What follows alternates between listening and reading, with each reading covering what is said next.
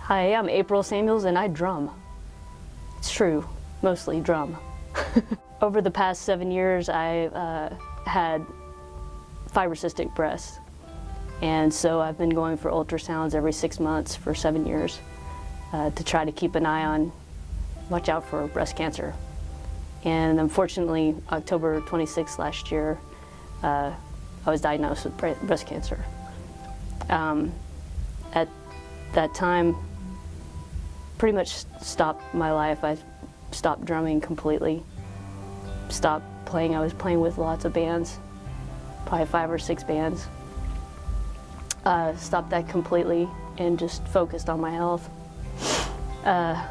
It was a very aggressive form of breast cancer called triple negative. Decided to be aggressive right back.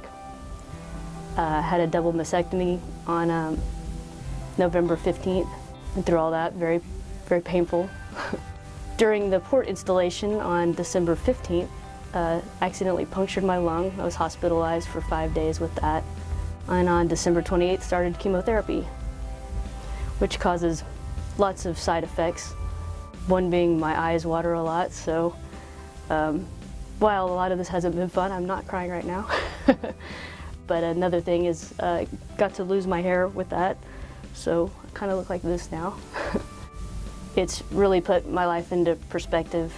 You know, you get to stop and listen a lot more. I had been drumming so much and paying attention to that primarily, where life was really just going by really fast. And so when I put everything on stop, I really was able to listen and figure out a lot of things, and my life has really been put into perspective.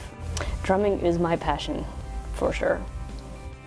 When I was 5 years old, I got my first drumsticks. My brother was playing guitar and he was in for a guitar lesson, and I saw a pair of drumsticks there in the music store and Mom got them for me. When I was 11, I started taking drum lessons and started playing on a drum set. I started playing in clubs when I was 19. I've played in probably 30 or more bands, either gigging or recording or just sitting in with them. Right after I was diagnosed with breast cancer, I felt an enormous urge to do something, you know. So the idea was to come up with a t-shirt design that would be fun and different. And since I'm a drummer, I came up with the idea of breast cancer can stick it, and sent it off to a friend of mine and had her come up with the design, and made these shirts here. And all the profits go towards Susan G. Komen. What I'm doing now that I wasn't doing before is I'm focusing more on my church family and on God. Peace is the big thing. I've felt enormous peace in the last month especially. My biggest supporters have been the whosoevers of Dallas, my church family, for sure. It's been amazing. One of the things that I said about going through this experience is it's sort of like being at your own funeral.